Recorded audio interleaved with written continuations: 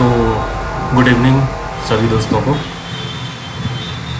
आज का मैंने ये जो वीडियो बनाया है वो आज की ट्रेड पे है और बेसिकली मेरा जो सेटअप है जिस पे मैं काम कर रहा हूँ उसको टेस्ट कर रहा हूँ, तो उस टेस्टिंग के साथ साथ वीडियो भी रिकॉर्ड कर रहा हूँ जिससे आप लोगों को उसके बारे में थोड़ा बहुत पता चले। तो इसमें देख सकते हैं मैं बैंक निफ्टी 38,500 की पुट को बाय किया था। और बाय क्यों किया था मैंने पहले वीडियो में बताया था आप लोगों को।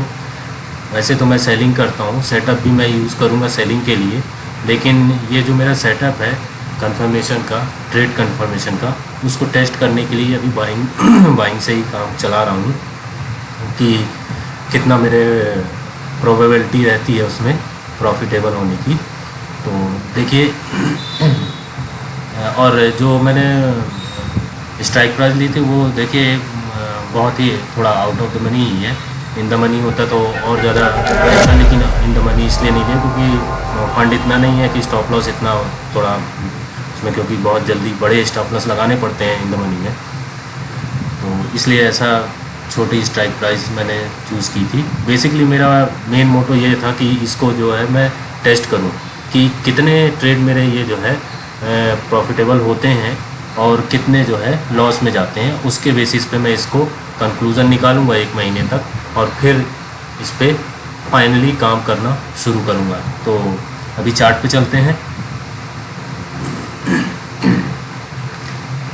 मैं 1 मिनट पे ही ट्रेड का सेटअप लेता हूँ, 15 मिनट पे पहले देखता हूँ एनालिसिस और उसके बाद 1 मिनट पे। तो ये जो है मैंने सेल किया था यहाँ पे, ये ऑर्डर बुक में दिखा दे रहा हूँ, ये 2:01 बैंक निफ्टी 38,500 की पुट को बाय किया था 2:01 पर। देखते हैं 2:01 पे क्या बना था, कैसे हुआ था। ये 2:01 ये मान लीजिए इसमें यहाँ पे इस कैंडल पे। उसके बाद ये यहाँ पे थोड़ा घूमा कुछ देर तक, कुछ मिनटों तक। उसके बाद ये जैसे कि मैंने बताया कि पुट लिया था मैंने, तो ये पूरा यहाँ से डाउन साइड आया और जो ये 111 रुपये में मैंने लिया था, ये कहाँ गया, ये 38,500 की पुट को 111 में लिया था मैं, तो ये गया था, इसका भी चार्ट दिखा दे रहा हूँ। ये देखिए करीब यहाँ पे ट्रेड लिया था और ये गया था कहाँ तक, 150 रुपये तक। ठीक है, मैं हालांकि 127 पे निकल गया था, 27 पे 127 पे, ये इधर पे कहीं पे निकला था। इसका चार्ट नहीं देखता हूँ मैं मतलब ट्रेडिंग के लिए, मैं तो ये बैंक निफ्टी फ्यूचर का चार्ट देखता हूँ, उसके बेसिस पे लेता हूँ पुट या कॉल। तो मैंने ये चार्ट तो देख सकते हैं कि वहाँ से ये मैंने एग्जैक्ट इस जगह पे मैंने ट्रेड लिया था और यहाँ से ये अच्छा खासा नीचे आया है। और यही अगर मैं इन द मनी या स्लाइटली इन द मनी लेता तो उस पर दिखा देता हूँ, वो भी आप लोग देख लीजिए। इन द मनी हो जाता कौन सा, 1 मिनट, जैसे उस समय का इन द मनी, जैसे यहाँ पे ये इस एरिया की बात मैं कर रहा हूँ, तो 39,600 को पकड़ लेते हैं अपन। चलो put 1 minute, bank Nifty PE 39,600 8 सितंबर, ये ठीक है। ये देखिए ये इधर 498 अभी है इसका चार्ट देख लेते हैं अपन। ठीक है, मैंने लिया था ये 2 बजे के करीब, 2:02 पे। ठीक है, ये यहाँ पे, तो ये उतनी समय 432 था और ये गया कहाँ तक, जिस जगह पे मैं निकला हूँ वहाँ पे ये 509 रुपये तक गया था। 400 मतलब 75 पॉइंट इसने मूव किया, 70-75 पॉइंट। जिस जगह पे मैं मतलब 17, 18 या 20 पॉइंट पे निकला हूँ उस जगह पे इसने 70 पॉइंट, मिनिमम मान लीजिए 70 पॉइंट इसने दिया है। तो ये होता है इन द मनी और out of the money call buying में। ठीक है, हालांकि ये इसलिए मैंने ये इन द मनी या स्लाइटली इन द मनी नहीं लिया था क्योंकि इनका स्टॉप लॉस भी थोड़ा ज़्यादा होता है, क्योंकि ये थोड़े में ही 20-20, 25-25 पॉइंट मूव करते हैं। तो मेरा मेन मकसद अपनी स्ट्रेटजी को टेस्ट करना था, ठीक है। तो ये देख लीजिए, अगर मैंने इन द मनी लिया होता तो 70 पॉइंट, जहाँ पे मुझे 20 पॉइंट मिले हैं आउट ऑफ द मनी की बाय करने पे, वहाँ मुझे 70 पॉइंट मिलता, ठीक है। एक ये हो गया। अच्छी बात ये है कि स्ट्रेटजी मेरी काम कर रही है। तो अब आप लोग पूछेंगे कि एग्जैक्ट यहीं पे ऐसा क्या दिखा, इधर पे क्यों नहीं किया या इधर पे क्यों नहीं किया, ये टॉप का पुट यहीं पे क्यों बाय किया।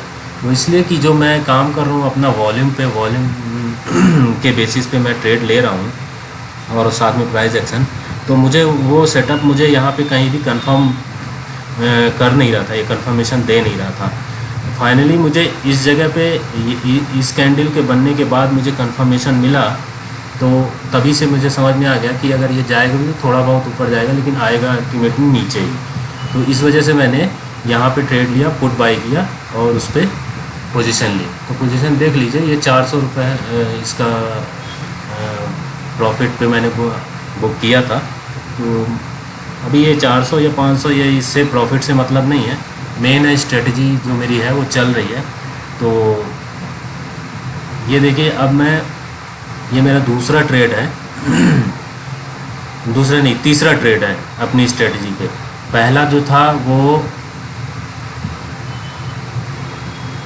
पहला ट्रेड जो था वो मेरा इस दिन था, शायद 29 को था, ठीक है।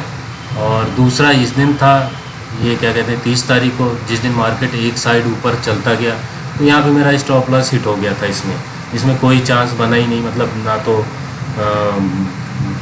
ऊपर साइड ना नीचे साइड, ये इसमें बना नहीं। तो इसमें स्टॉप लॉस हिट हुआ था और 350 रुपये करीब इसमें लॉस हुआ था, ठीक है। उसके बाद कल मैंने ट्रेड लिया नहीं था, ठीक है। आज मैंने ट्रेड लिया, कल एक्सपायरी भी थी और इस वजह से मैंने लिया नहीं था, क्योंकि बाइंग करना था। हालांकि मुझे सेटअप मिला था इसमें, पर मैंने लिया नहीं था क्योंकि एक्सपायरी थी, ठीक है। तो उसमें कुछ भी हो सकता था। तो आज मैंने ट्रेड लिया और उसका ये आज का कंक्लूज़न था। अब आप लोग पूछेंगे कि इसमें जो है आप वॉल्यूम के बेसिस पे लेते हैं या किस बेसिस पे लेते हैं, तो उसका क्या है पूरा तरीका, वो आप बताइए।